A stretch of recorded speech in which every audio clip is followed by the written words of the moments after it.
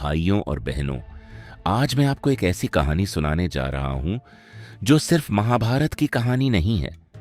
ये एक ऐसे इंसान की कहानी है जिसने अपनी पूरी जिंदगी अपने लिए नहीं बल्कि दूसरों के लिए जी।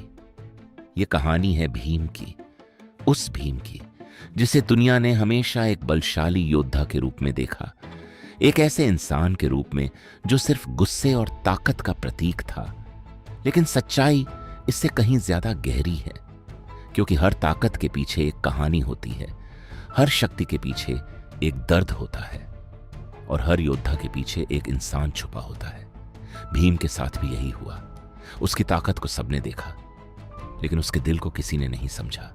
उसकी गदा की शक्ति को सबने महसूस किया, लेकिन उसके अंदर के दर्द को किसी ने नहीं जाना। और आज हम उसी दर्द, उसी संघर्ष और उसी प्रेम की कहानी सुनेंगे। कहानी शुरू होती है हस्तिनापुर से, एक ऐसा राज्य जो वैभव से भरा हुआ था लेकिन अंदर से टूट रहा था, जहां सत्ता थी लेकिन शांति नहीं थी, जहां रिश्ते थे लेकिन विश्वास नहीं था। और उसी राज्य में एक मां कुंती अपने जीवन की सबसे कठिन परिस्थितियों में जी रही थी। उसके पति पांडु को एक ऐसा श्राप मिला था जिसने उनके जीवन की दिशा बदल दी।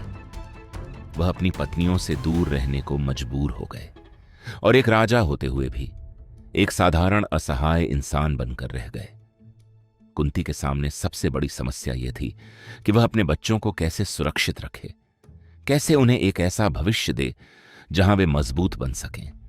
और तभी उसे याद आया अपना वरदान, वह वरदान जो उसे आर्षी दुर्वासा से मिला था, देवताओं को बुलाने का वरदान।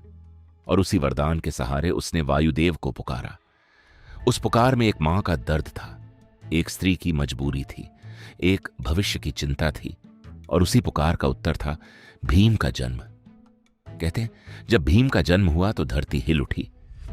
लेकिन यह सिर्फ एक पौराणिक घटना नहीं थी, यह एक प्रतीक था उस शक्ति का जो इस दुनिया में आने वाली थी। एक ऐसी शक्ति जो सिर्फ बल नहीं बल्कि जिम्मेदारी का भार लेकर आई थी। बचपन से ही भीम अलग था। उसकी ताकत इतनी अधिक थी कि वह खेल खेल में भी दूसरों को चोट पहुंचा देता था, लेकिन वह ऐसा जानबूझकर नहीं करता था। उसे अपनी ताकत का अंदाजा ही नहीं था। उसका दिल साफ था, मासूम था, और यही मासूमियत उसे सबसे अलग बनाती थी। एक दिन एक साधारण खेल के दौरान उसने दुर्योधन को जोर से गिरा दिया। दुर्योधन को चोट नहीं लगी, लेकिन उसके मन में एक डर बैठ गया, और वही डर धीरे धीरे नफरत में बदल गया। शकुनी, जो हमेशा चालें चलता था, उसने उस नफरत को हवा दी, उसे और गहरा किया। और यहीं से शुरू हुई भीम के खिलाफ साजिशों की एक लंबी श्रृंखला। पहली साजिश जहर, एक मासूम बच्चे को खत्म करने की कोशिश। दूध में जहर मिलाया गया और भीम ने वह दूध बिना किसी शक के पी लिया, क्योंकि उसने कभी सोचा ही नहीं कि उसका अपना भाई उसके साथ ऐसा कर सकता है। लेकिन वह जहर भी उसे खत्म नहीं कर सका। उसका शरीर उस जहर को सह गया, जैसे प्रकृति ने उसे किसी खास मकसद के लिए तैयार किया हो। लेकिन साजिश यहीं खत्म नहीं हुई। दूसरी बार उसे मारने की कोशिश और भी खतरनाक थी। एक सुंदर महल बनाया गया जिसे देखकर कोई भी आकर्षित हो जाए, लेकिन वह महल असल में मौत का जाल था। लकड़ी, तेल और ज्वलनशील पदार्थों से बना हुआ, ताकि एक छोटी सी चिंगारी भी उसे आग का समुद्र बना सके।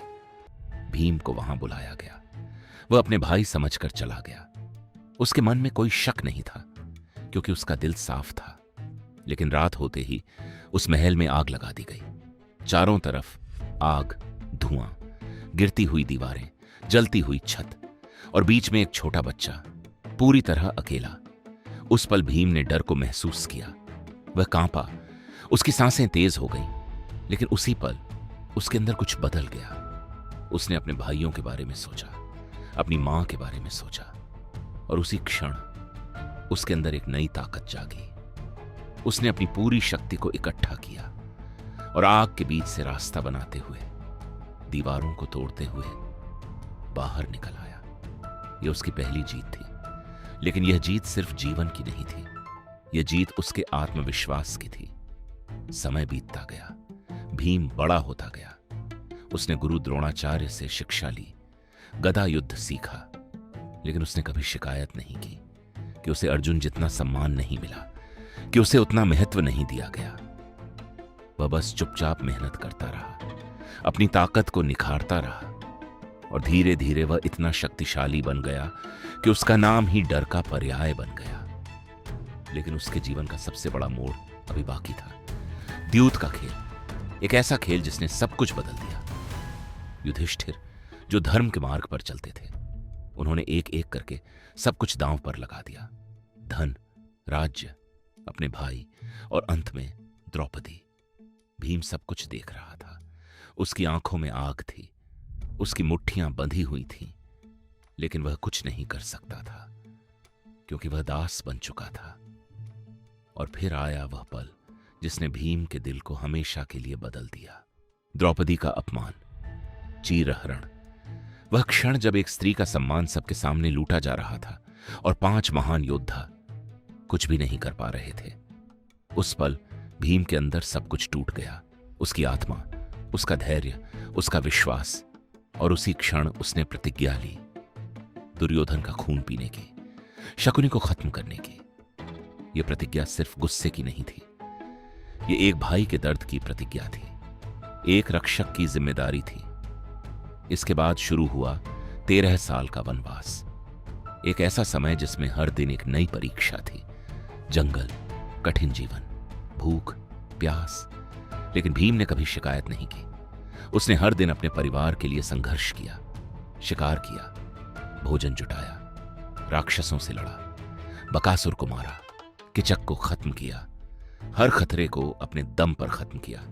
लेकिन हर बार, हर जीत के बाद वह अपने परिवार के पास लौट आता, क्योंकि उसके लिए सबसे जरूरी उसकी ताकत नहीं, उसका परिवार था। और फिर वह दिन आया जिसका इंतजार उसे सालों से था। कुरुक्षेत्र का युद्ध, एक ऐसा युद्ध जिसमें रिश्ते टूट गए, भाई भाई के खिलाफ खड़े हो गए। और भीम, वह मैदान में उतरा अपनी पूरी ताकत के साथ। वह दिन रात लड़ता रहा, बिना थके, बिना रुके। उसने अपने ही रिश्तेदारों को मारा, अपने ही बचपन के साथियों को। हर वार के साथ उसका दिल टूटता रहा, लेकिन वह रुका नहीं, क्योंकि यह युद्ध सिर्फ बदले का नहीं, धर्म का था। और अंत में वह क्षण आया। दुर्योधन उसके सामने खड़ा था, वही दुर्योधन जिसने उसकी जिंदगी को दर्द से भर दिया था। भीम ने अपनी गदा उठाई और पूरी ताकत से वार किया। दुर्योधन गिर पड़ा और उसी के साथ भीम की प्रतिज्ञा पूरी हो गई। लेकिन यह जीत नहीं थी, यह एक दर्द था, क्योंकि उस युद्ध ने उसे सब कुछ दे दिया और सब कुछ छीन भी लिया। युद्ध खत्म हुआ, पांडव जीत गए, लेकिन भीम के दिल में कभी शांति नहीं आई, क्योंकि हर जीत के पीछे अपनों का खून था। और यही भीम की असली कहानी है। वह सिर्फ एक योद्धा नहीं था, वह एक भाई था, एक रक्षक था, एक ऐसा इंसान जिसकी सबसे बड़ी ताकत उसका दिल था, उसका प्रेम था। और यही हमें सिखाता है कि अगर एक इंसान के अंदर सच्चा प्रेम और जिम्मेदारी हो तो वह किसी भी परिस्थिति में असाधारण बन सकता है। और यही है भीम की यात्रा, एक साधारण इंसान का असाधारण और अमर सफर। धन्यवाद।